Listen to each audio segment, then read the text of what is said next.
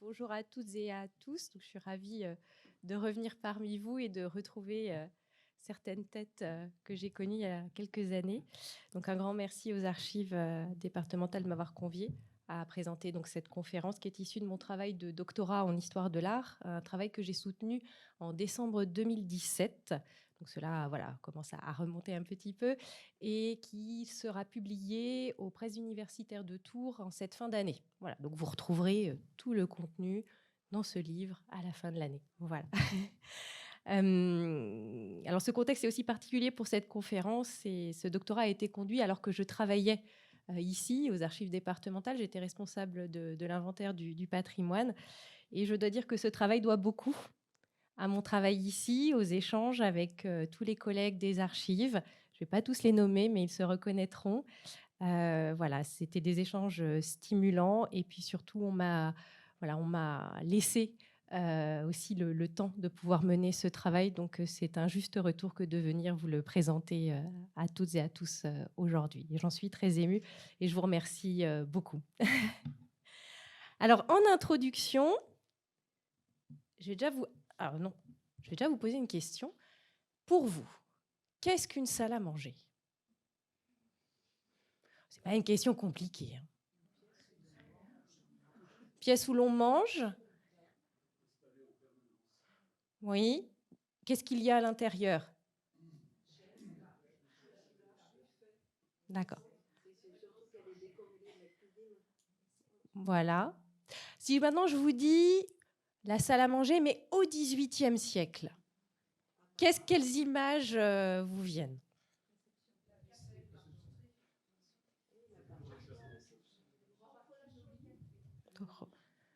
Alors, c'est l'heure de la sieste aussi.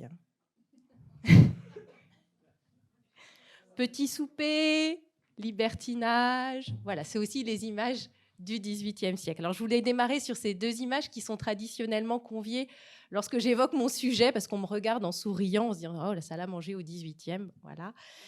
Où on a d'autres, on a cette image-là. Alors, la salle à manger du XVIIIe siècle, c'est vrai que dans les médias aujourd'hui, je pense à certains films comme Que la fête commence ou Le souper, on a aussi toutes ces références récentes de films, ou aux romans historiques, aux feuilletons, aux séries télévisées. On a toujours un peu ces images, celles des petits soupers, des aventures un peu galantes aussi qui se passent dans ces salles à manger du XVIIIe siècle. Et ces images, elles ont été façonnées finalement dès la fin du XVIIe siècle par les artistes, les écrivains. Et elles ont été relayées dans les commentaires et dans les souvenirs des contemporains, alimentant le mythe d'une salle à manger des Lumières qui n'est que magnificence et mondanité. Donc ça, ce serait la première image que l'on a. La deuxième image que vous connaissez, qui est plus traditionnelle, qui est issue de nos lectures de romans du XIXe siècle, de Maupassant, de Zola, c'est ces romans qui s'attardent sur la description de sociabilités mondaines, au milieu desquelles évoluent des personnages principaux. Je pense à Georges Duroy dans Belle Amie ou Frédéric Moreau dans L'éducation sentimentale. Ces héros dévorés par l'ambition et l'orgueil qui se retrouvent invités à de nombreuses reprises à des dîners qui se déroulent toujours selon le même rituel. Les invités sont reçus au salon par la maîtresse de maison, puis passent dans la salle à manger pour consommer le repas avant de retourner au salon pour déguster les liqueurs, les cafés. Alors la salle à manger de cette époque apparaît donc comme une pièce importante dans le train de vie des grandes demeures, et l'on pourrait être tenté de croire que cette image s'applique à l'architecture des siècles précédents. Eh bien, je vais vous décevoir, il n'en est rien.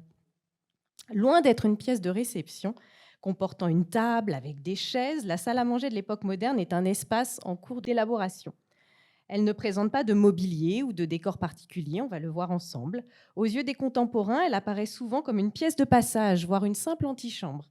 Pièce de commodité où odeur de nourriture et présence de domestiques risquent d'incommoder les maîtres de maison, elle est alors le plus souvent distribuée en dehors des beaux appartements. Et la salle à manger bourgeoise du XIXe siècle que l'on connaît et qui est dans notre héritage en fait, et que l'on a tous connu d'une certaine façon, cette salle à manger-là, elle est le résultat d'une évolution progressive des modes d'habiter et des usages du repas. Alors, je vais revenir sur quelques éléments de contexte. La naissance et l'évolution de la salle à manger s'inscrivent dans ce qu'on appelle un mouvement général de spécialisation des pièces au XVIIe et au XVIIIe siècle. Alors, ce mouvement ne concerne pas toutes les couches de la société, bien entendu. La salle à manger est une pièce qui concerne essentiellement l'architecture des élites. En fait, le sujet de la salle à manger à l'époque moderne, c'est un sujet des personnes les plus fortunées. Et ça concerne 2-3% finalement de la population à ce moment-là. Alors, c'est le moment, au XVIIIe siècle, où une nouvelle cuisine française apparaît, une cuisine qui est théorisée par des traités comme le cuisinier François-Pierre de La Varenne, qui est publié en 1651, ou encore les Dons de Comus de François Marin, publié en 1739. Donc, c'est une nouvelle cuisine qui est créée dans un contexte de rejet des principes diététiques du Moyen-Âge et de la Renaissance. Donc, je ne vais pas pouvoir développer tout cela parce que je n'ai qu'une heure. Le deuxième élément de contexte, c'est aussi la diffusion de nouvelles normes relatives à l'organisation des repas. C'est l'époque de la mise en place du service dit à la française, que vous connaissez peut-être. Et ce service à la française prend forme au XVIIe siècle et il se caractérise par la mise en place de plusieurs services. Je reviendrai dessus au cours de ma conférence. En gros, qui va déboucher aujourd'hui sur ce qu'on appelle les entrées, les plats, les desserts, pour aller un petit peu plus vite. Alors, quelques mots sur la genèse de la salle à manger. Donc, nous avons des mentions du mot salle à manger dès le XVIIe siècle. C'est un terme qui naît au XVIIe siècle. Le terme n'existe pas auparavant, en tout cas pour ce qui concerne la France. Si l'on prend par exemple la traduction de Vitruve, notamment, donc voilà, c'est cet auteur antique, et de son livre sur le De Architectura, qui a été édité plusieurs fois et traduit en français. Et vous avez dans le Vitruve le terme triclinia. La traduction du mot latin triclinia au XVIe siècle, la traduction en français, c'est grande salle, salette. Au XVIIe siècle, les traductions françaises de triclinia, c'est salle à manger. Donc voilà, ça c'est vraiment l'indice qui nous montre que le mot est forgé, ou en tout cas passe dans la langue écrite comme orale au XVIIe siècle. Alors les pièces étaient multi-usages depuis le Moyen-Âge. En fonction de l'importance du repas, du nombre des convives, on peut manger dans une chambre, une salle, une antichambre. Et d'ailleurs, on va le voir, jusqu'au XVIIIe siècle, l'antichambre reste la pièce où l'on mange. Et pourquoi ? Parce qu'en fait, on dresse la table, c'est-à-dire la table physique, à base de tréteaux, d'un plateau, puis on la range en fin de repas. Le repas n'est pas du tout fixé dans une pièce. Alors, juste pour rappel, parce que j'y reviendrai tout à l'heure, l'antichambre, c'est finalement la première pièce qui ouvre l'appartement aristocratique. Donc, l'appartement aristocratique que l'on retrouve dans les châteaux, dans les grandes demeures, se composait souvent d'une antichambre, d'une chambre et d'un cabinet. J'insiste dessus parce que je vais y revenir à plusieurs reprises. Et dans les grandes demeures, aussi bien à la ville qu'à la campagne, vous retrouvez donc cette antichambre qui va servir de salle à manger, et ce, depuis la Renaissance. La salle à manger se développe donc de manière éparse dans les édifices des élites au XVIIe siècle, et elle atteint son paroxysme au XVIIIe siècle pour se fixer complètement comme une pièce importante. Elle s'impose dans la distribution des édifices, donc au XVIIIe, et si l'on étudie de près les recueils des architectes, notamment de Jean Mariette et de Jacques-François Blondel, on note que la salle à manger est présente sur plus de 75% des plans au XVIIIe, qu'il s'agisse d'hôtels, de maisons, de châteaux, construits entre le XVIIe et la première moitié du XVIIIe siècle. Je rappelle de nouveau que ce n'est pas le cas des couches populaires, ces foyers ne possédant pas plus de 2 pièces pour vivre. Voilà, donc on est vraiment dans l'architecture des élites, j'insiste là-dessus, pour ne pas qu'on généralise à tout le monde. Alors, deuxième trait qui caractérise l'évolution de la salle à manger à l'époque moderne, c'est qu'elle passe en fait du statut d'une pièce mineure à une pièce importante. D'une manière générale, elle devient vraiment plus prestigieuse du point de vue de sa distribution. On va y revenir. Au début du XVIIIe siècle, on voit que la salle à manger ne fait pas partie des grandes pièces de réception que sont la chambre ou le salon. Et petit à petit, elle va être intégrée par les architectes et les maîtres de maison. Et c'est vraiment à la fin du XVIIIe siècle qu'on assiste à une véritable exaltation de la salle à manger et de son importance, due à ce contexte aussi de développement d'une nouvelle gastronomie, d'un nouveau service à la française et de nouvelles manières de table. Alors, je vous propose dans cette conférence un bref exposé de l'évolution de la salle à manger au XVIIIe siècle à travers 3 axes qui vont se recouper. Vous verrez, ils ne sont pas indépendants les uns des autres. Donc le premier axe, ce sera la distribution dans les édifices. Le deuxième axe, ça va être le lien de la pièce avec les services de bouche. Voilà, pour comprendre la salle à manger, il faut comprendre son lien avec la cuisine, c'est essentiel. Et le troisième trait, c'est forcément son décor et son mobilier. Voilà.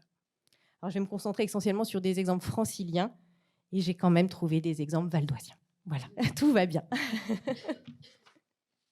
Alors, la première partie, donc plutôt consacrée à la distribution des salles à manger. Et je vous propose un petit essai typologique, donc qui est issu vraiment de mon travail de thèse. Alors, ça va vous paraître peut-être assez facile présenté comme cela, mais ça m'a demandé un peu, voilà, ça m'a demandé un gros travail, notamment sur un corpus de près de 200 salles à manger, donc notamment en région parisienne, parce que c'est là que j'avais plus de sources et plus de matière, mais aussi un peu en région. Alors tout d'abord, qu'est-ce que la distribution? Est-ce que ça dit quelque chose? Ça vous dit quelque chose? C'est une notion vraiment du XVIIIe siècle. Est-ce que c'est à peu près clair pour vous ou pas? C'est vraiment l'art, c'est un concept clé pour les architectes de l'époque moderne, à savoir finalement l'art de placer au sein d'une demeure les pièces d'habitation en fonction de leur importance et de leurs usages. Donc c'est un art, c'est vraiment quelque chose de très important pour les architectes du XVIIIe siècle. Il y a beaucoup de traités, beaucoup de théories, beaucoup d'écrits, et on s'attache vraiment à placer les pièces suivant leur importance. Et donc c'est pour une pièce comme la salle à manger, c'est une question qui est vraiment cruciale. Alors tout d'abord, on va s'interroger donc on va dire une première typologie par rapport à son emplacement au sein des demeures, donc qui est vraiment en fonction de la taille de l'édifice, du rang des maîtres de maison, du type de logement. On décerne en fait 4 grands types de salles à manger tout au long du XVIIIe siècle, et vous verrez qu'il y a une évolution aussi dans l'importance de cet emplacement. Alors tout d'abord, je l'ai mentionné tout à l'heure en introduction, la salle à manger reste, notamment durant toute la première moitié du XVIIIe siècle, une pièce de passage. Donc, ce qui vous fait dire qu'on n'y trouvait pas une table à manger au milieu. Voilà, la table à manger à pied fixe n'y était absolument pas. Bien qu'elle soit vraiment de plus en plus adoptée dans les demeures des élites, ça reste une pièce peu prestigieuse. On parle d'antichambre servant de salle à manger antichambre. C'est une pièce de passage à fonction peu explicite. Je vous ai mis donc un premier exemple qui est parisien, c'est l'hôtel de Clermont, qui existe encore, qui est dans le 7e arrondissement. Et vous avez donc l'entrée se faisait par le vestibule central. On va dire le bel appartement donnait, les pièces du bel appartement donnaient sur le jardin qui était ici. Voilà. Et vous voyez la salle à manger, elle est ici. Elle s'appelle d'ailleurs seconde antichambre ou salle à manger. Et donc en fait, elle était sur le trajet en fait des personnes reçues dans le bel appartement sur jardin. On rentrait par le vestibule, on passait dans la première antichambre, la seconde antichambre, et ensuite on pouvait être introduit dans le salon, la galerie et la chambre à coucher. Voilà. Et donc là, la salle à manger se place dans la seconde antichambre. On a aussi des sources qui nous mentionnent des salles à manger. Puis quand on regarde le plan, on se rend compte en fait que ça reste des antichambres en fait déguisées. C'est le cas donc du Palais Bourbon que vous connaissez. Donc là, c'est le plan du XVIIIe siècle. La salle à manger est située à ce niveau et clairement, elle a cette fonction d'antichambre, c'est-à-dire qu'elle ouvre l'appartement qui donne sur le jardin ou encore l'appartement secondaire, je mets entre guillemets, qui donne sur la cour. Et elle est vraiment à la croisée de cette distribution. Mais c'est une salle à manger. Mais ce n'est pas du tout la salle à manger à laquelle on auquel on pourrait penser. Alors, ce qui est intéressant au Palais Bourbon, c'est que là, cette pièce-là avait plusieurs usages. Elle servait aussi de chapelle. Voilà, on le trouve dans les sources d'archives. Elle servait aussi de chapelle. Il y avait un petit autel qui était inséré dans un placard que l'on pouvait refermer. Donc vraiment, la fonction multi-usage. On est dans l'héritage du Moyen-Âge et de la Renaissance, où les pièces, dans les usages, ne sont pas encore bien fixées, même si le mot apparaît sur le plan. Donc il y a vraiment, il faut faire attention entre ce que nous disent les sources d'archives, ce que peuvent écrire les architectes, et finalement les usages réels que là on va trouver dans d'autres sources que sont les inventaires après décès par exemple, qui nous permettent de comprendre que l'usage de la pièce il n'était pas du tout fixe. On retrouve cet usage aussi plus tard à la fin du XVIIIe siècle. Là c'est le cas donc de l'hôtel de Montmorency qui a été construit par Claude Nicolas Ledoux. On est en 1770 et on retrouve, vous voyez, cette même distribution d'une salle à manger qui sert d'antichambre. On est pourtant en 1770. La salle à manger est située au milieu et permet de distribuer les grandes pièces. Alors là, on ne donnait pas sur rue, mais c'était sur jardin, mais c'était deux grandes rues qui se croisaient. Le salon de compagnie occupe la belle place à la conjonction des deux voies. Et la salle à manger sert d'antichambre au salon. Alors ça, voilà, c'est vraiment la première caractéristique, la salle à manger, pièce de passage, salle à manger, antichambre. On retrouve aussi des placements, une distribution de salles à manger vraiment comme pièces plutôt de commodité. C'est-à-dire qu'on va les placer là où on peut, à un endroit peu prestigieux. C'est le cas, là je vous le montre, de l'hôtel de Lude, où la salle à manger donne, je ne sais pas si vous le voyez, mais sur la cour des écuries. Voilà. J'ai beaucoup d'exemples comme cela, où la salle à manger est une pièce de commodité. Alors, est-ce que les maîtres de maison, certainement, venaient y manger dans le cadre de repas plus privés, ou peut-être plus familiaux, je mets privé entre guillemets, parce que la notion de privé au XVIIIe siècle n'est pas du tout la même que la nôtre. Mais voilà, on a vraiment cette pièce en fait, de commodité, où on venait manger, puis on ressortait très rapidement. Voilà. Alors après, de la placer sur la cour des écuries, vous le comprendrez plus tard, ça permet aussi d'être plus près des cuisines. Voilà. Et de pouvoir manger chaud aussi, parce que c'est important. Voilà. Si la salle à manger avait été placée à ce niveau-là, elle était beaucoup plus loin. Voilà. Alors là, la cuisine, en l'occurrence, elle est là, donc ce que je vous dis n'a pas du tout d'intérêt. Mais dans le cas, voilà, souvent, ça peut s'expliquer parce que ça a une proximité aussi avec la cuisine, de pouvoir la placer à cet endroit-là. Troisième type de distribution qu'on retrouve très souvent, et là, on va voir en quoi la salle à manger, petit à petit, on va lui trouver une place un peu plus autonome et voilà, un petit peu plus importante également. C'est le cas de la salle à manger qu'on va placer dans l'aile en retour.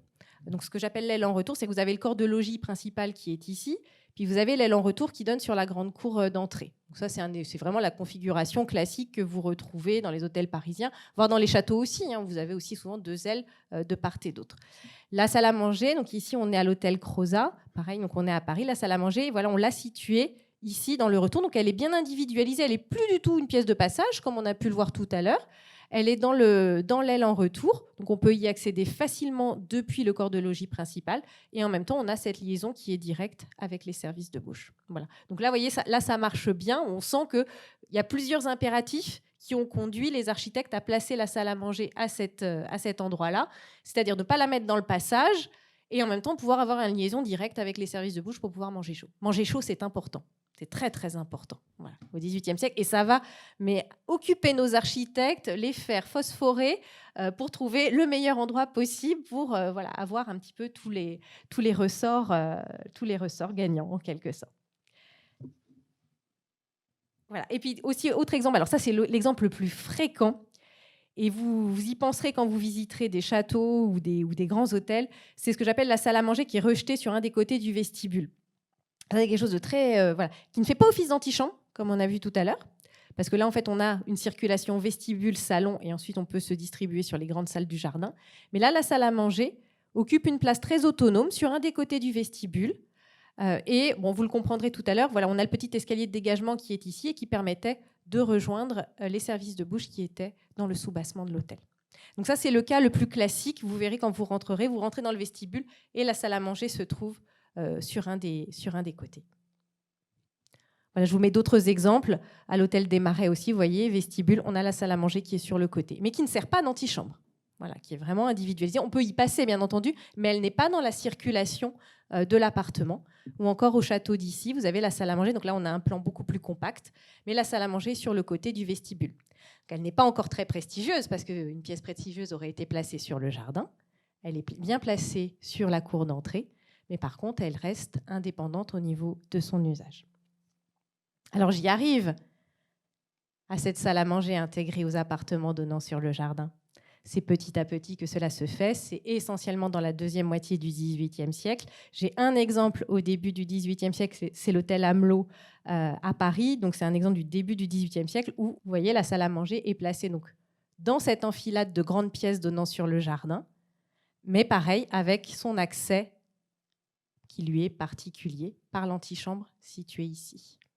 Voilà. Et vous avez d'ailleurs une deuxième antichambre qui est là, qui permet de distribuer l'appartement se situant sur le jardin. Donc, la salle à manger n'est pas, on va dire, elle n'est pas dans l'espace de réception en tant que tel, mais elle donne quand même sur le jardin, donc elle bénéficie d'un joli point de vue et en même temps d'une connexion assez aisée avec la cuisine qui est ici. Donc là, on veut dire que c'est la distribution parfaite.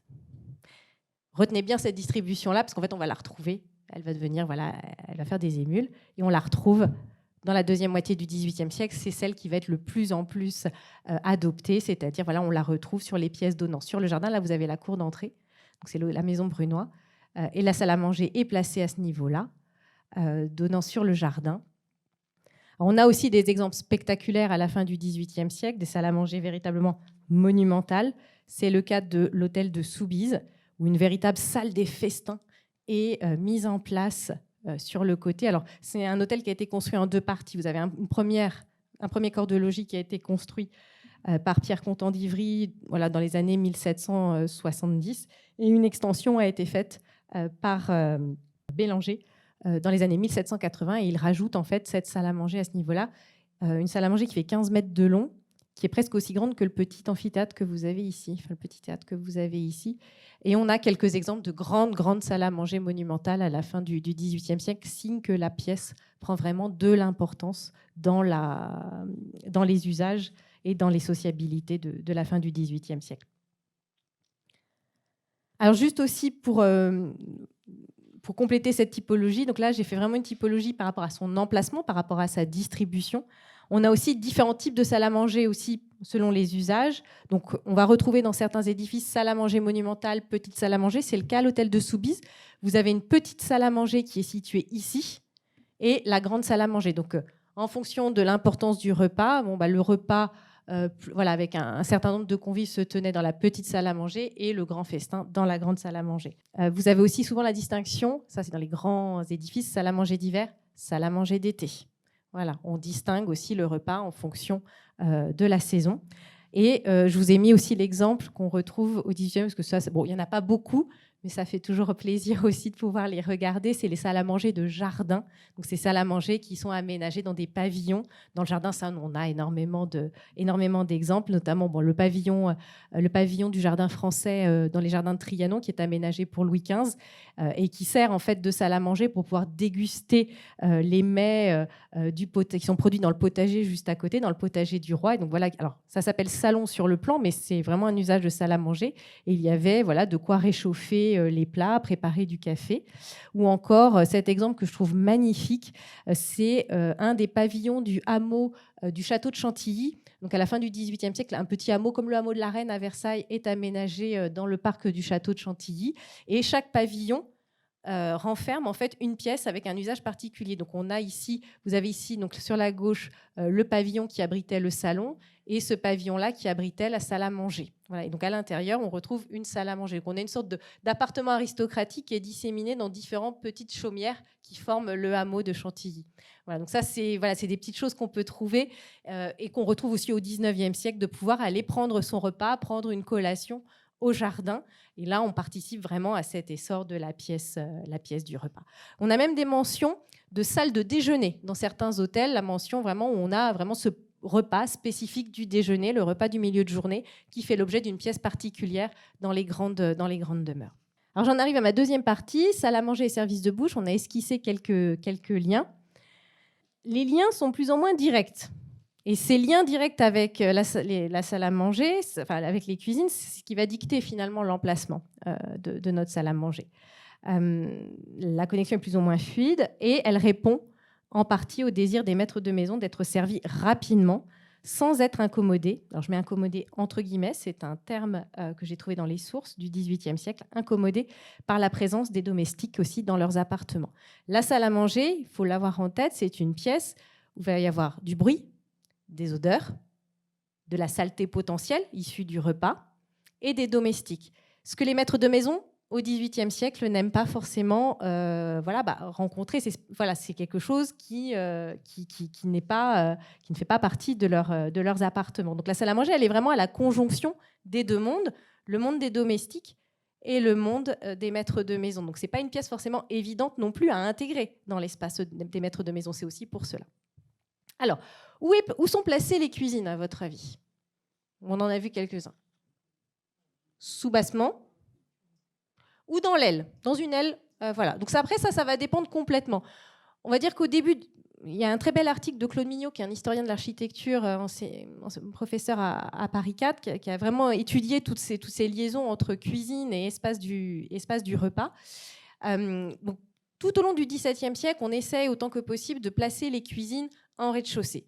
Mais ce n'est pas une position très appréciée, ne serait-ce que parce que les souterrains, souvent, c'est humide, c'est sombre. Et donc, pour faire de la cuisine, ce n'est pas forcément l'idéal. Et il y a des risques d'incendie aussi. Donc, s'il y a l'incendie dans le sous-sol, c'est un risque d'incendie pour l'ensemble du bâtiment. Donc, c'est aussi pour cela qu'on trouve souvent l'alternative de placer les services de bouche dans une aile en retour. Sauf que construire une aile en retour, c'est beaucoup plus cher. Voilà. Donc, alors, il faut trouver la meilleure.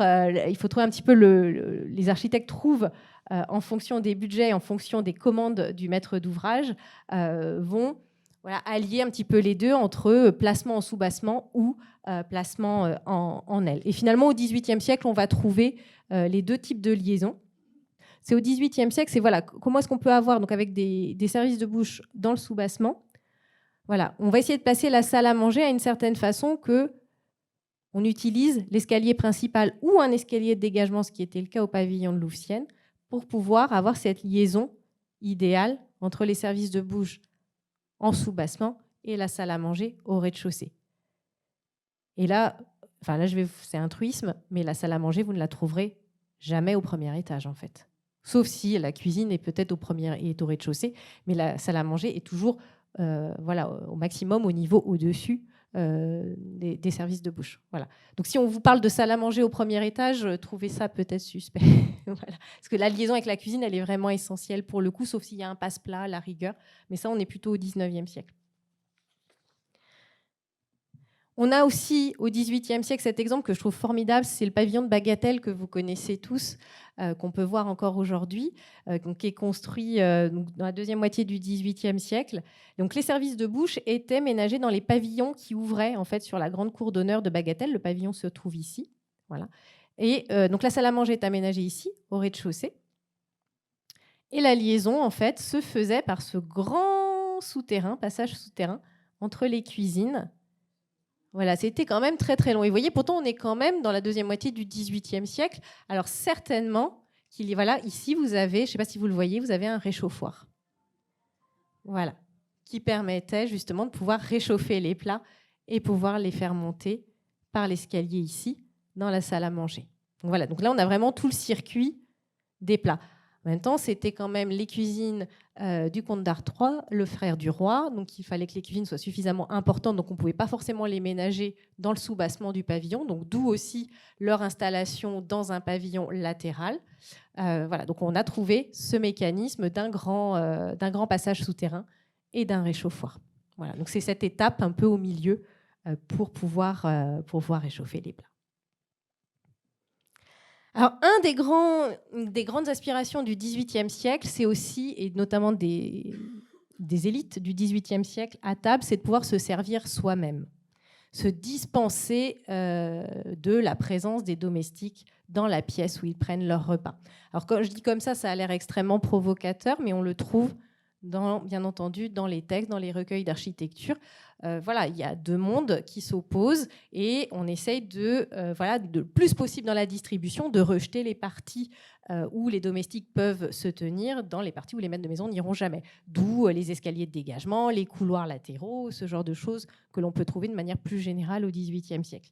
Alors, se servir soi-même, c'est aussi au sein de la salle à manger ou de la pièce du repas, pouvoir installer des petites tables dessertes à côté des convives sur lesquelles on place le repas. Et notamment, j'insiste, c'est ce petit mobilier que l'on retrouve souvent dans les musées d'art décoratif.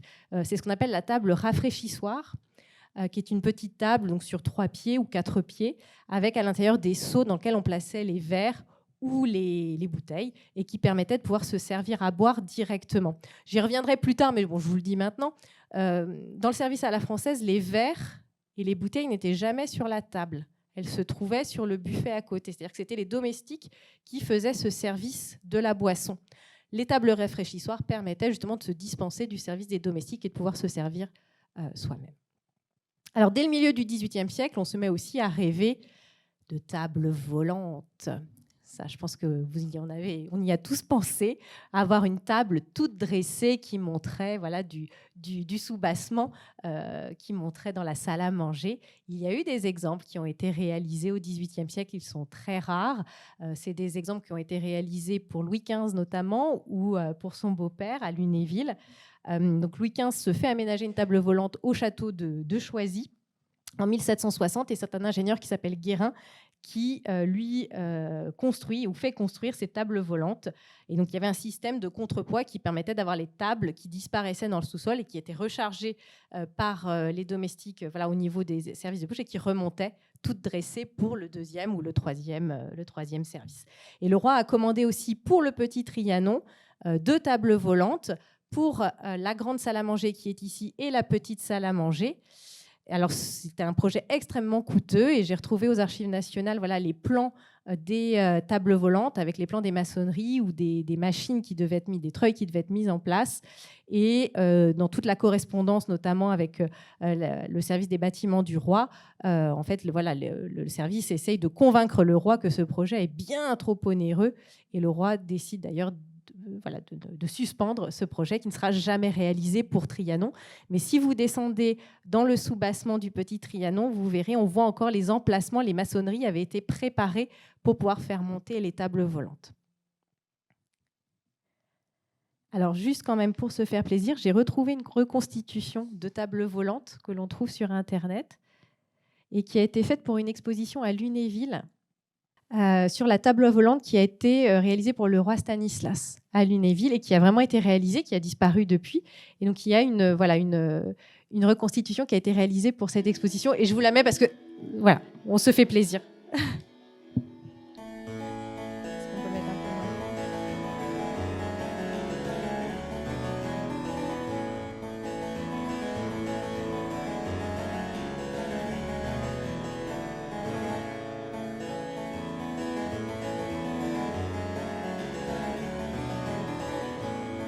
Là, vous voyez les maçonneries que je vous parlais, on les voit encore à Trianon, en fait.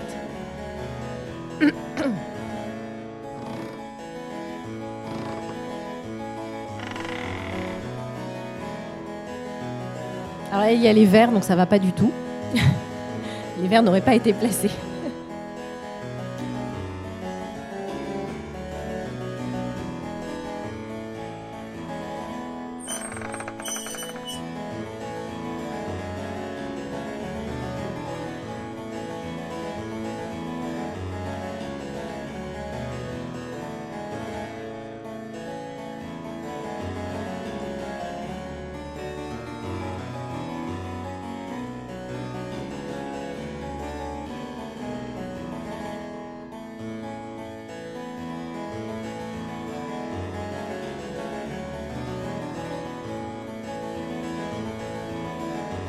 Et voilà, à table.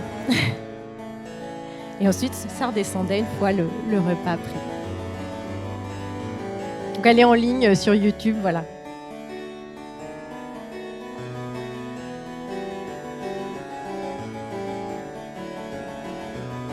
Je vais reprendre.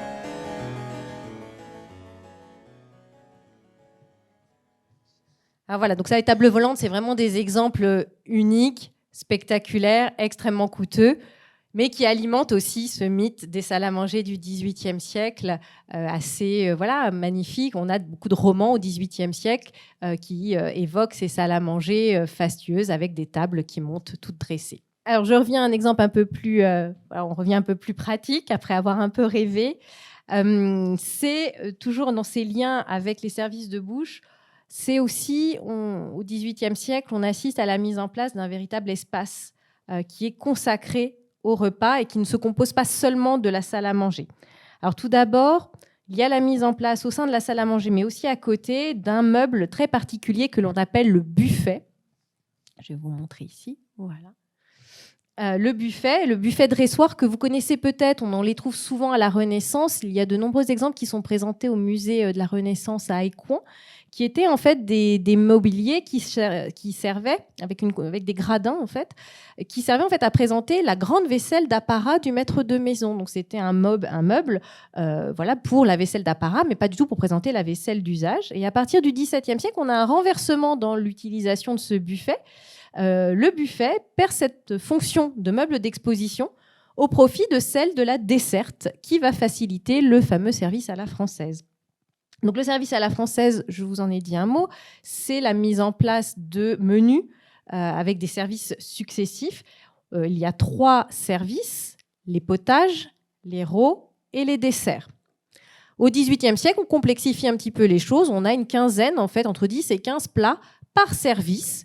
Et on rajoute 2 services supplémentaires, notamment, par exemple, pour tout ce qui va être rôt, il y aura le rôt avec le poisson et puis le rôt avec les viandes. Voilà, donc on va complexifier les choses, ce qui fait que les repas durent plusieurs heures aussi. Voilà. Donc d'où l'intérêt d'avoir un buffet, des tables de dessert pour pouvoir poser tous les plats. Sachant que par service, tous les plats étaient apportés à table. Et on les posait tous en même temps. Et on desservait tout en même temps. Donc on n'a vraiment pas cette habitude où aujourd'hui on va manger à l'assiette le plat qu'on nous a préparé, et ça qui est issu du service dit à la russe, qui est mis en place au XIXe siècle. Service à la française, on a plusieurs plats et les convives se servent peuvent déguster plusieurs plats à l'intérieur du même service. Donc la table du buffet devient vraiment importante. Généralement en bois, cet élément mobile, donc c'est vraiment quelque chose de mobile au départ, va se pérenniser progressivement dans la pièce du repas en prenant la forme d'une table en marbre ou en pierre, reposant sur des consoles sculptées. Et c'est le cas au château de Condécourt, dans le Val d'Oise, où nous avons donc cette table de marbre qui repose donc sur des consoles en pierre, et qui, d'une certaine façon, va pérenniser aussi l'usage de la pièce. En mettant un tel élément dans la pièce, la salle à manger ne peut pas forcément servir à autre chose, avec un élément qui ne peut plus bouger, comme un buffet ou une table. Alors ça, c'était au cas auparavant, mais là, en fait, c'est tout simplement aussi parce que le marbre avec des produits, des aliments, ce genre de choses, s'il y a des produits ou des aliments, qui sont renversés, c'est aussi plus facile à nettoyer. Je reviendrai là-dessus, parce que, comme je vous disais tout à l'heure, c'est une pièce très pratique, la salle à manger. On a de l'eau, on a besoin d'eau, il y a de la saleté. Enfin, voilà, c'est une pièce potentiellement où les matériaux qui sont utilisés doivent être pratiques aussi. Et je vous ai mis aussi une gravure de Blondel où vous avez aussi il donnait un modèle de buffet. Et on le voit même dans les plans des demeures. Là, c'est le cas au château de Champs-sur-Marne, où vous avez sur le plan même du château les éléments du buffet qui sont représentés. Donc, signe que là, c'est pas du tout un élément mobilier, c'est un élément immeuble. Voilà, par destination. Et d'ailleurs, ça nous permet souvent, si vous n'avez pas le mot salle à manger qui est écrit, ça nous permet, justement dans les services d'inventaire, quand on trouve des plans, quand on est dans des plans sans forcément de dénomination dessus, ça nous permet souvent de repérer la pièce qui servait de salle à manger au sein d'une demeure parce que c'est un élément qui est fixe.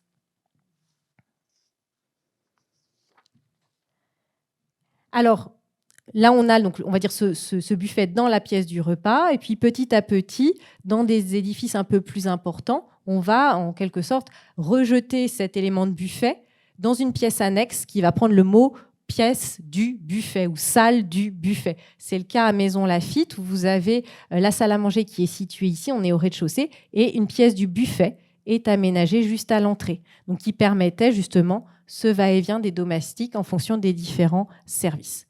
Donc, voilà, donc on a juste à côté le petit escalier de dégagement qui est ici, qui permettait de descendre aux cuisines. Donc vous voyez, là on a une liaison idéale. Les cuisines au rez-de-chaussée, on montait, hop, on déposait dans la salle du buffet et on pouvait servir à table dans la salle à manger et de même desservir et repartir dans les services de poche. Donnant par là aussi finalement la création, la mise en place de ce qu'on a, c'est ce que j'ai nommé dans mon travail de doctorat, et l'appellation est de mon fait, c'est ce qu'on appelle aussi, ce que j'ai appelé l'appartement du repas, qu'on va trouver de plus en plus présent dans les édifices du XVIIIe puis du XIXe siècle, c'est-à-dire un espace circonscrit composé d'une salle à manger, d'une pièce du buffet, voire d'office, de petites pièces secondaires, et ça forme un ensemble très cohérent pour le repas, un petit peu à l'image des appartements des bains qu'on pouvait aussi trouver dans les édifices à la même époque. Et là, on le voit très très bien donc, au château de Maison, mais aussi par exemple ici à l'hôtel du Châtelet qui est à Paris, qui est le ministère du Travail aujourd'hui, et qu'on peut visiter. Et la salle à manger est toujours visible. C'est la salle de réunion. Et là, en fait, cet appartement-là, en fait, cet ensemble de pièces est desservi par une antichambre qui est ici. Voilà. On a vraiment un appartement à part de l'appartement de réception qui était ici. On a la même chose ici aussi à l'hôtel d'Hervieux. Vous avez la salle à manger et la pièce du buffet qui est là. Donc on a un ensemble cohérent, salle à manger, pièce du buffet. Ça devient aussi typique des distributions des grandes demeures à la fin du XVIIIe siècle. Donc 2 pièces côte à côte qui facilitent aussi ce service à la française. Alors on arrive maintenant à l'intérieur de notre salle à manger. Alors le décor, il va osciller, tout comme sa distribution, entre simplicité et monumentalité tout au long du XVIIIe siècle. Tout d'abord, héritière de l'antichambre, pièce de commodité, le décor va s'accorder à cet usage finalement peu prestigieux. Et donc, au départ, la salle à manger reçoit ce qu'on va appeler un décor plutôt d'antichambre, c'est-à-dire voilà, avec un décor avec une certaine simplicité dans le décor. Je vous ai cité donc Jacques-François Blondel, qui est le grand théoricien de l'architecture française au milieu du XVIIIe siècle, et voilà, et qui dit bien que pour les salles à manger qui traditionnellement servent comme antichambre, on ne va pas mettre de glace, on ne va pas mettre d'ornement, le décor doit être assez simple. Et c'est finalement le cas de la grande majorité d'entre elles au XVIIIe siècle. On ne trouve donc pas de dorures, il n'y a pas de tissus qui sont tendus. Ça, c'est un trait qui reste commun tout au long du XVIIIe siècle, car les tissus prennent les odeurs de nourriture. Donc voilà, on va plutôt trouver au XVIIe. Alors c'est plutôt le cas au XVIIe siècle, moins au XVIIIe, mais des tentures en cuir. Voilà. Ou sinon, c'est de la boiserie. Mais on met pas de. Voilà. Si vous voyez des salles à manger, et on le verra à la fin avec du tissu, c'est pas très réaliste. Ou en tout cas, c'est des salles à manger qui ne devaient pas souvent servir de salle à manger. Voilà. Et surtout, ça, c'est l'héritage aussi de l'antichambre, mais aussi de l'usage de salles à manger. Les salles à manger se distinguent par un pavement. Là, je vous l'ai mis sur la petite estampe de Carmontel. Voilà, le pavement, on les retrouve dans les antichambres, on les retrouve dans les salles à manger. À votre avis, pourquoi ? C'est plus pratique pour nettoyer en cas de... Voilà, si on renverse... Voilà. Donc, c'est pareil, si on vous montre des salles à manger avec, voilà, et là, je pense, voilà, avec du parquet, c'est un parquet qui a été rajouté après. En tout cas, si la salle à manger est 18e, au XVIIIe siècle, à 99,9%, je n'ai trouvé que des salles à manger avec des pavements, et c'est tout à fait logique. Tout à fait logique, voilà. Alors petit à petit, se met en place un décor un peu plus typique. On l'a vu avec la table de buffet qui va intégrer le décor un peu pérenne de la salle à manger. On retrouve aussi un élément dont je n'ai pas encore parlé, ce sont les fontaines dans les salles à manger. Vous l'avez ici à l'hôtel voilà, à l'hôtel de Soubise, donc cette fontaine qui est aménagée dans une niche. Pareil, l'élément est joli, l'élément apporte de la fraîcheur, mais l'élément est utile. Il permet de pouvoir nettoyer aussi plus facilement, pouvoir rincer les verres si besoin, une pièce comme la salle à manger. La salle à manger est toujours cette pièce avec des usages finalement très pratiques et très communs. Donc les fontaines, le poêle. Le poêle est l'élément typique aussi des antichambres, mais aussi des salles à manger. Tout simplement, alors là, je vais briser le mythe, les cheminées ne chauffent pas bien. Et on le sait au XVIIe et au XVIIIe siècle. Et d'ailleurs, dans les pays nordiques, on n'utilise pas de cheminée, on utilise des poêles. Voilà, les poêles, ce qui finalement chauffe de manière beaucoup plus efficace. Et pour prendre son repas, pour ne pas non plus que les plats refroidissent trop rapidement, pour ne pas non plus avoir froid en mangeant, ou en tout cas qu'une certaine partie de la tablée est chaud face à la cheminée et pas l'autre partie, on préfère utiliser le poêle. Et le poêle devient un élément caractéristique des salles à manger, également pérenne, comme la fontaine, comme le buffet en pierre, dans les salles à manger. Et donc là, c'est le cas, par exemple, au château de Boissy à Taverny. J'avais eu l'occasion d'aller le visiter. Je venais d'arriver en poste dans le Val d'Oise. Alors j'étais ravie. Moi, j'y allais pour m'occuper d'archives. Et en fait, une pièce, un poêle, une niche, une salle à manger. J'étais ravie. Et là, pour le coup, vous voyez, au château de Boissy, j'avais pas de plan. J'avais pas d'inventaire. Enfin, j'avais des inventaires après décès, mais il n'y avait pas forcément mention des pièces. Mais pour le coup, un tel élément me permet de comprendre comment était distribuée la demeure au XVIIIe siècle. C'est une petite maison qui a été construite à la fin du XVIIIe siècle. J'ai plus les dates en tête. Voilà. Mais voilà, un élément comme le poêle, c'est clairement un élément, c'est un usage de salle à manger. Et en plus, elle était pavée, donc c'était tout à fait ça. Donc, voilà.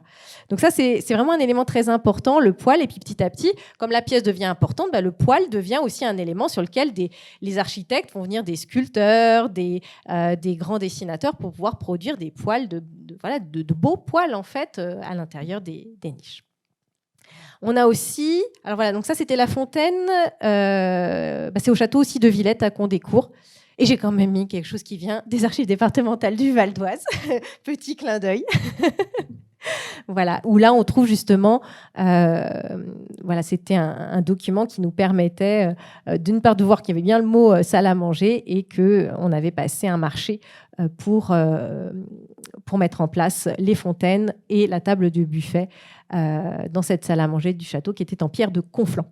Voilà, donc ça c'était un élément, c'est toujours bien quand on peut lier un édifice et des éléments qui existent encore avec des sources d'archives.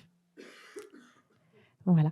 Donc ça, c'est les éléments. Et puis, dernier élément aussi qu'on va mettre en place au cours du XVIIIe siècle, c'est, on va dire, tous les éléments liés à l'iconographie. L'iconographie dans la salle à manger que vous pouvez trouver dans les tableaux de dessus de porte ou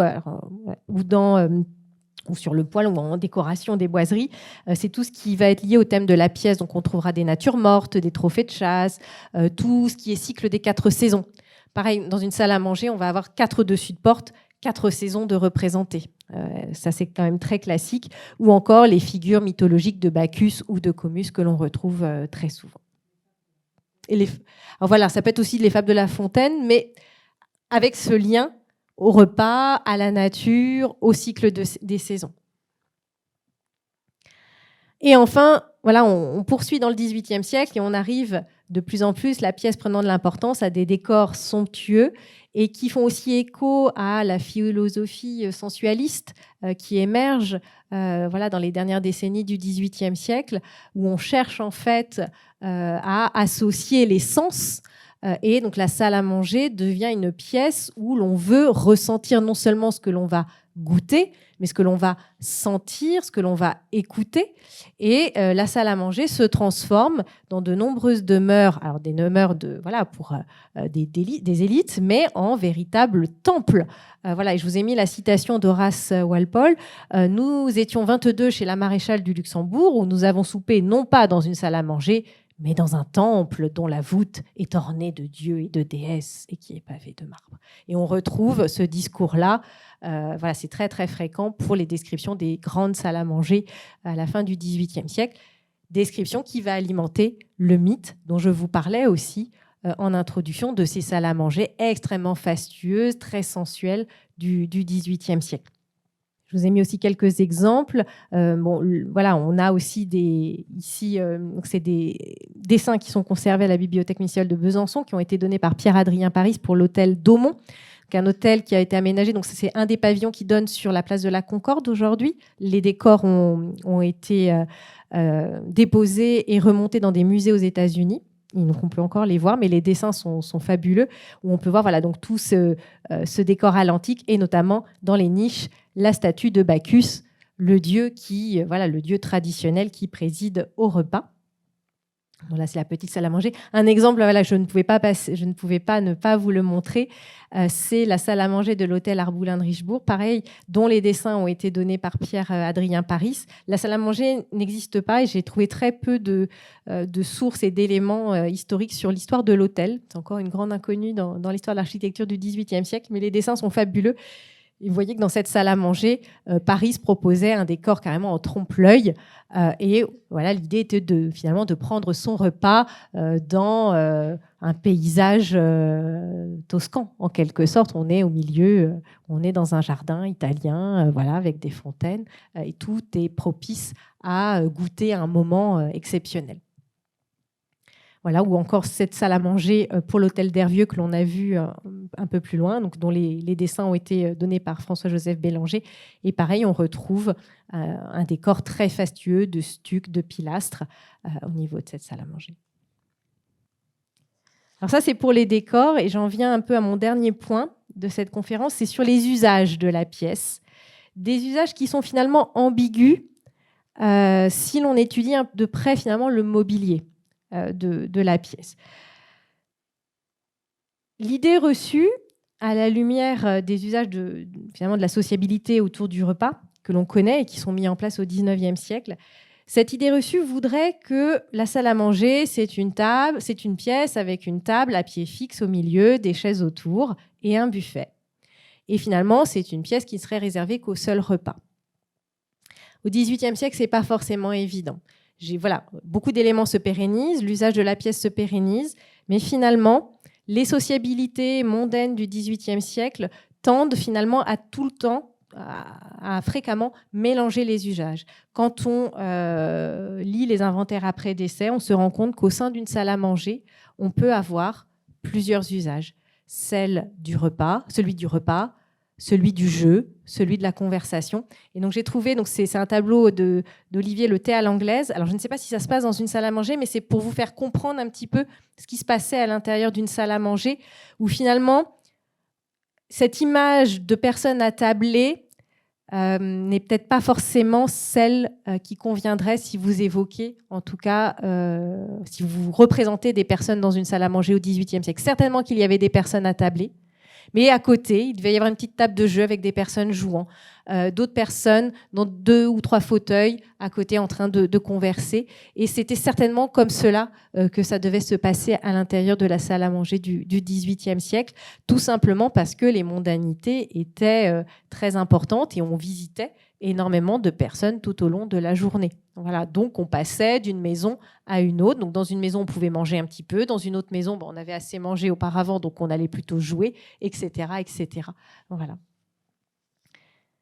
Et de même, on continue à prendre aussi ces repas, mais je ne vais pas trop... la table à manger n'étant pas fixe, elle ne devient vraiment fixe qu'à la fin du XVIIIe siècle. On retrouve en fait la table à manger. Quand on lit les inventaires après décès, on se rend compte aussi qu'elles sont dispersées un petit peu dans toutes les pièces de la maison et qu'on continue, même au XVIIIe siècle, à prendre ses repas dans sa chambre si on est tout seul, dans une autre pièce que la salle à manger parce que c'était peut-être plus pratique. Voilà, on continue à avoir ces habitudes-là. Donc l'usage de la salle à manger, on va dire que la pièce en elle-même, dans sa distribution et son décor, se fixe dans son usage. Et dans l'usage que l'on connaît et qui nous paraît le plus évident aujourd'hui, ce n'est pas encore évident au XVIIIe siècle. Et il faut rester finalement prudent avec cette représentation. Alors j'en arrive à ma conclusion.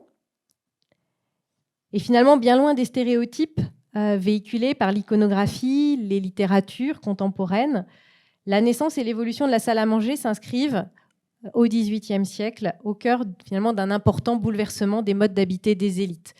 La salle à manger va se pérenniser, tout comme le salon, qui devient le salon de compagnie.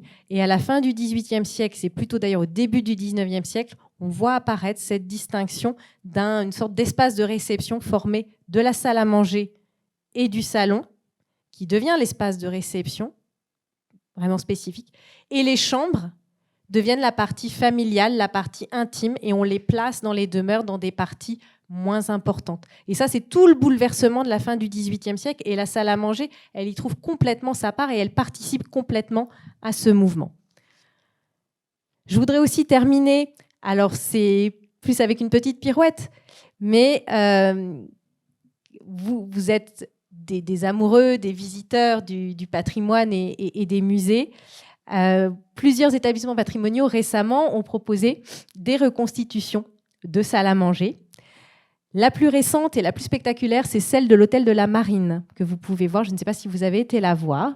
Et à la lumière de tout ce que je viens de vous dire, et avec cette photo, vous comprendrez que cette restitution, c'est une restitution idéale, peut-être imaginaire, un peu mythique, mais c'est certainement pas la salle à manger réelle du XVIIIe siècle. Et je vous laisse faire le jeu des 7 erreurs par rapport à tout ce que je viens de vous dire. Et voilà, je ne sais pas, 7 ou plusieurs. Voilà. Et je terminerai là-dessus. Je vous remercie de votre attention.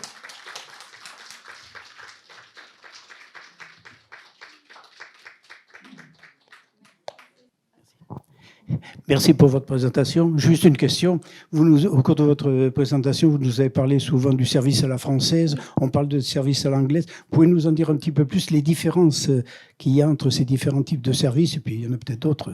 Alors moi, c'est surtout service à la française et service à la russe que je connais. Voilà. Donc, service à la française, je vous l'ai dit. Donc, c'est vraiment cette mise en place de plusieurs services. Alors, ça s'inscrit dans une tradition bien plus longue, issue de la Renaissance, de vouloir partitionner en quelque sorte l'ordre des mets, que dirait Jean-Louis Flandrin, qui est le grand historien de l'alimentation français. C'est-à-dire que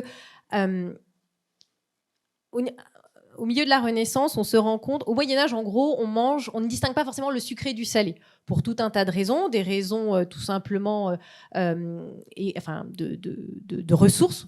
Il n'y a pas beaucoup de sucre, donc forcément, il n'y a pas énormément de mets sucrés, donc on n'a pas forcément besoin de distinguer des mets sucrés de mets salés, donc cela est mélangé. Et il y a des raisons aussi religieuses, un peu médicales aussi, où on va mélanger des choses très épicées avec des choses très sucrées. Voilà, donc on a une façon d'appréhender le repas qui est complètement différente. À partir de la Renaissance, avec aussi, je n'ai pas pu rentrer trop dedans, la conférence étant limitée, avec l'introduction aussi de nouvelles variétés, de nouveaux aliments issus de la découverte du Nouveau Monde, essentiellement, on va se mettre à renouveler la cuisine française et à vouloir distinguer, on va dire, une partie salée d'une partie sucrée. Et de fil en aiguille, cela va conduire à la mise en place d'une sorte aussi de cérémonial et de rituel où on va distinguer des services de plats salés de services de plats sucrés. Tout cela étant aussi renforcé par, j'en ai pas parlé, mais par la cérémonie du petit et du grand couvert à Versailles, que Louis XIV met en place et qui en fait une publicité formidable partout en Europe, voire dans le monde. Voilà. Et donc c'est ce qui va mettre en place ce service à la française. Donc ça se distingue vraiment par un premier service, l'héros. On apporte tous les plats faisant partie de ce service en même temps et on débarrasse tout en même temps. Il y a un petit temps de repos. Et puis, on apporte le deuxième service avec tous les plats du deuxième service que l'on rapporte, etc. etc. Voilà, donc ça, c'est vraiment le service à la française. À partir du 19e siècle, se met en place on va dire le service à la russe, pour aller vite. Et là, c'est plutôt d'apporter une assiette qui est finalement qui propose un seul plat. Alors, il y en aura plusieurs. On aura une entrée, un premier plat, un deuxième plat, voire un troisième. Mais tout cela sera servi à l'assiette et non pas dans des plats qui sont apportés tous ensemble. Et ça va aussi changer complètement, on va dire, l'ordre aussi la façon dont le service est assuré par les domestiques. Et je pense que cela s'explique aussi tout simplement parce que la bourgeoisie prend aussi beaucoup d'importance au 19e siècle, sauf que la bourgeoisie n'a pas les moyens de pouvoir payer une domesticité aussi importante que les aristocrates au 18e siècle, parce que les domestiques, c'était des armées, des cohortes pour faire fonctionner tout cela. La bourgeoisie, prenant de l'importance, ils ont des domestiques, mais peut-être pas autant. Et le service à la russe permet aussi de répondre à des services à table peut-être beaucoup moins fastidieux en termes de personnel. Voilà, il y a aussi cet élément très pratique à prendre en compte. Oui, parce qu'aujourd'hui, quand on va dans des restaurants gastronomiques un petit peu élevés, on va dire, et quand ils vous parlent du service à la française et du service à l'anglaise, la différence, c'est que, comme vous avez dit un petit peu, vous parlez de service à la russe, on vous sert l'assiette déjà c'est ça, mais c'est le avec service à la les russe. aliments, c'est pas le service et à l'autre, l'anglaise. vous avez l'assiette vide et puis on vous sert sur place, on vous remplit l'assiette. Exactement, ça serait plutôt issu du service à la française. Voilà. Mais le service à la française, là c'est plus pour aujourd'hui, mais le service à la française du XVIIIe siècle, c'est vraiment cette multiplicité des plats au sein d'un même service. Donc je ne peux pas vous donner d'exemple, mais vous aviez un bœuf, dans le service des rôts, vous alliez avoir un bœuf qui allait être cuit comme cela, puis à côté un coquelet qui allait être cuisiné autrement, et tout cela dans le même service des rôts. Okay. Merci. Voilà. Oui, moi j'ai du mal à comprendre pourquoi les cuisines étaient aussi éloignées des salles à manger et comment ils faisaient pour garder les plats au chaud. Et même après, vous dites ils amènent tous les plats en même temps. Comment on faisait pour que ça reste chaud ? C'est pour ça que je vous disais que les architectes ont beaucoup phosphoré là-dessus pour essayer au maximum de pouvoir relier les cuisines aux salles à manger. Alors, deux éléments. D'une part, dans les édifices dont les cuisines préexistaient, les édifices anciens, dont la construction remontait au Moyen-Âge, à la Renaissance, voire au XVIIe siècle, la salle à manger n'était pas encore une pièce importante. On va l'installer par la suite. Donc là, forcément, la liaison, elle est peut-être pas elle n'est pas idéale. Voilà. Donc ça, mais ça, c'est un cas qui est assez fréquent. Voilà. Et c'est pour ça que je vous ai mis l'exemple de Bagatelle, où là, on voit que clairement, les cuisines ont été aménagées et sciemment aménagées loin. On a ce souterrain, enfin ce couloir qui nous permet de les joindre. Mais il y a un réchauffoir. Voilà, c'est ce que je montrais. Il y a un réchauffoir qui permet de réchauffer les choses. C'est aussi, j'ai oublié de le dire, c'est aussi pour ça qu'on utilise le poêle aussi dans les salles à manger, donc pour se chauffer. Mais ça permettait aussi de pouvoir maintenir des plats au chaud. Et on a même des exemples, et c'est le cas au Petit Trianon, où l'arrière du poêle de Trianon servait en fait pour faire réchauffer les plats, pour les maintenir au chaud. Voilà. Mais c'est très important. Ils se font voilà. Et si le commanditaire veut avoir une salle à manger à tel endroit parce que la vue est magnifique, là je parle de manière, mais ce qui était la volonté d'un commanditaire, mais que la cuisine pour des raisons techniques ou de place était à l'autre bout, il fallait que dans cette liaison là on puisse assurer le service des plats chauds. Mais c'était compliqué. Parce que c'est tout l'enjeu de cette pièce et du placement de cette pièce. C'est pour ça que j'ai beaucoup insisté sur la distribution. Parce que c'est pas une pièce évidente.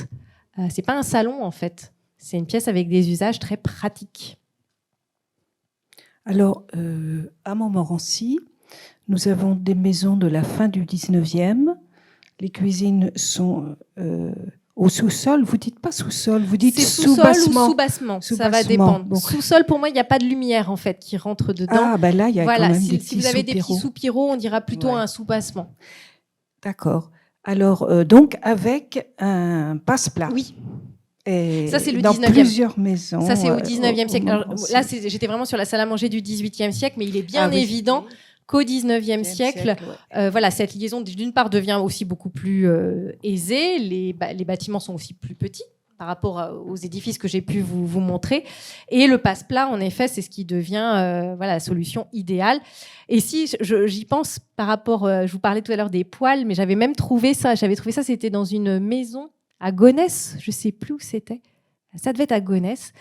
Et donc, c'était pareil, une salle à manger. On avait un radiateur. Et à l'intérieur du radiateur, ça, vous retrouvez ça dans les vieilles maisons, il y avait un emplacement pour maintenir, on avait une petite trappe dans le radiateur pour maintenir les plats au chaud. Donc, vous voyez, et on est sur une maison début 20e, je crois, ou fin 19e. Et en gros, même, c'est vraiment la question qui reste très importante, mais même jusqu'à aujourd'hui, j'ai envie de dire. Voilà, de pouvoir manger chaud. Voilà. Donc au 19e siècle, oui, on peut mettre en place beaucoup plus de choses innovantes, dont le passe-plat. Vous en avez un très beau à l'hôtel Nissim de Camondo à Paris, voilà, où on voit très très bien ce passe-plat qui passe. Voilà. Finalement, les cuisines, elles étaient cachées, contrairement à maintenant où complètement, on glorifie un peu les cuisines. Elles étaient complètement cachées. Ah oui, complètement. C'est le monde montré. Ah ben non, puis c'était des mondes dangereux entre guillemets, c'est-à-dire voilà, c'était des mondes, d'une part dans les cuisines, c'était le risque d'incendie dans les maisons, c'était toujours depuis les cuisines. Donc les cuisines, c'était un monde de domesticité, un monde de bruit, de saleté d'une certaine façon, et d'odeur aussi qui pouvait incommoder d'une certaine façon les maîtres de maison. Voilà, la cuisine n'est pas, la cuisine, on veut bien la déguster. Mais par contre, c'est pas un monde, le monde physique des cuisines n'est pas un monde où les élites du XVIIIe siècle allaient. Pas du tout même. Donc d'où ces idées aussi de table volante, qui est finalement, si on pousse un petit peu les choses, c'est la volonté de se passer de domestiques pour ne pas les voir en fait. Voilà. Et ça, c'est vraiment dans les textes. Et il y a des historiens qui sont spécialisés sur l'histoire de la domesticité.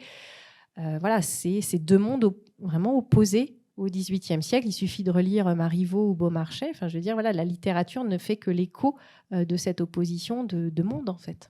Dans la bourgeoisie du XVIIIe siècle, on aime bien montrer son serviteur noir. Alors voilà, ça c'est peut-être autre chose aussi.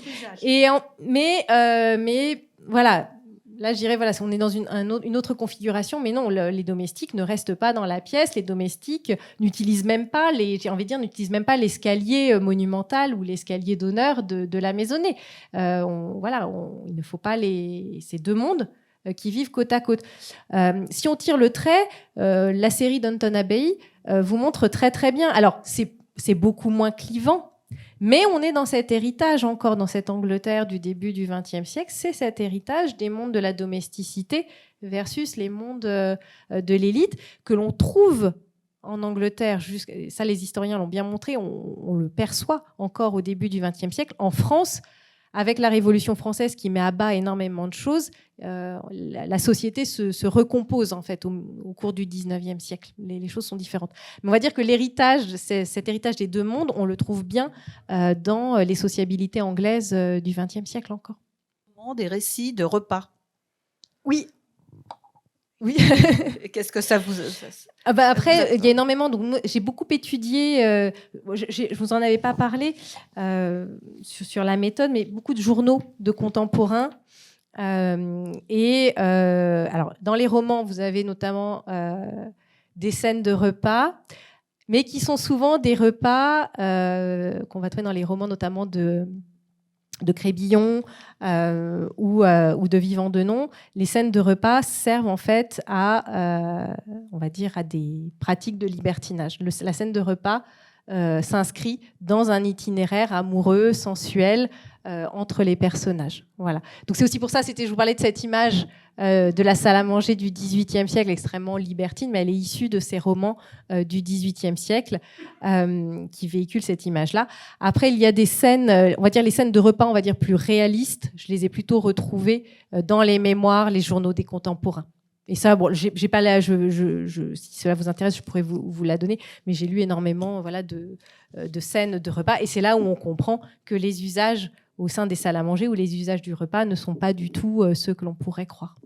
Je vois que le mot salon s'écrivait avec 2 L. Depuis Oui. quand ça s'écrit avec un L? Alors ça, je ne peux pas vous dire. Une bonne question. En effet, dans les sources du XVIIIe siècle, on l'écrit très souvent avec 2 L. Mais je pense que ça vient de salle. C'est salle, en fait. Voilà, salle. Comment ça, on l'a écrit avec un seul L? Et puis petit à petit, parce que sinon ça ferait saille. Et puis petit à petit, ça a dû se conformer à une orthographe avec un seul L. Je ne peux pas vous dire, c'est une excellente question. Merci Cécile pour ta présentation. Et donc vous retrouverez, si ça vous intéresse, voilà, donc l'ouvrage devrait être publié en cette fin d'année. Et j'ai aussi en préparation un 2e ouvrage aux éditions Actes Sud, plus grand public, sur la salle à manger, mais qui devrait paraître, je pense, en 2024 plutôt. Voilà, je suis dans le manuscrit. Voilà.